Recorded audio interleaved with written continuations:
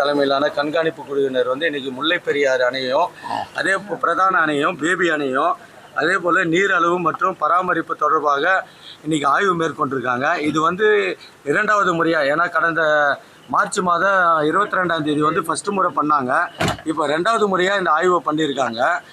இந்த ஆய்வறிக்கையை வந்து உச்சநீதிமன்றத்தில் தாக்கல் பண்ண போகிறாங்க. இது மத்திய அரசு அமைச்சிருக்கிற குழு. இவங்களுடைய அறிக்கை எப்படி இருக்குன்ட்டு நீங்கள் உங்கள் டிபார்ட்மெண்ட்ன்றதுனால எந்த தன்மையிலே உங்கள் அறிக்கையை கொடுப்பாங்கன்னு பார்க்குறீங்க?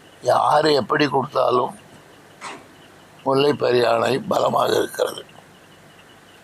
யாரோ 2 பேர் அந்த கட்சியை சேர்ந்தவர்கள் வரல, பல வல்லுநர்கள் பார்த்தே முல்லை பெரியாறு அணை பலமாக இருக்கிறது என்று ஏற்கனவே திட்டமிட்டு சொல்லியிருக்கிறார்கள்.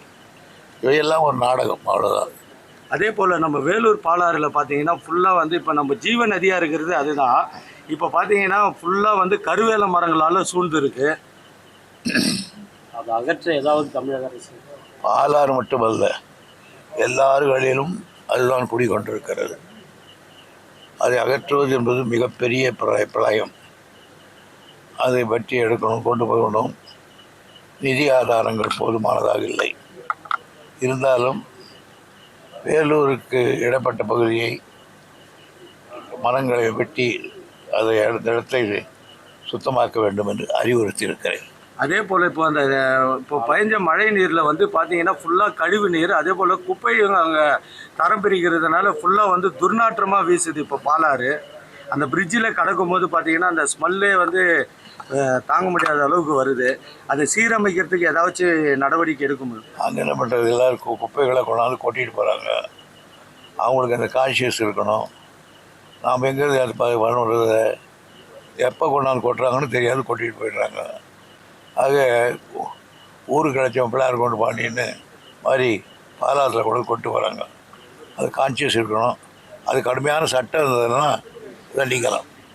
அதே போல் முறைகேடாக இருக்கும் வாக்காளர்களை விடுவித்து தகுதியானவர்கள் இடம்பெற வேண்டும் என எஸ்ஐஆர் வாக்காளர் சிறப்பு திருத்தம் இதற்கு முன்பு 8 முறை நடந்துள்ளது.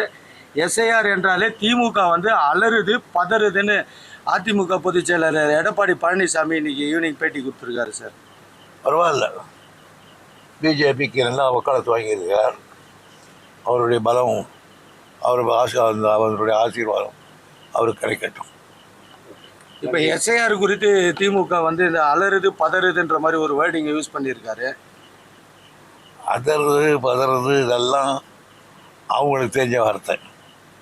எங்களுக்கு தெரிஞ்ச வாக்க அஞ்சான நெஞ்சமும் நேர்மையும் தான். ஆகையினால எங்களுக்கும் அவளுக்கும் 1000 பல்வேறு வடிவத்தால் எட்டாது. என்னென்ன அந்த எஸ்ஐஆரில் என்னென்ன திட்டங்களை என்னென்ன செய்யலாம் என்றதை 1000 முறை விளக்கமாக எடுத்து சொல்லியாச்சு. அப்போவும் அவங்க மண்டியில் ஏறலான்னு என்ன பண்ண முடியும்? ஓகே, நன்றி.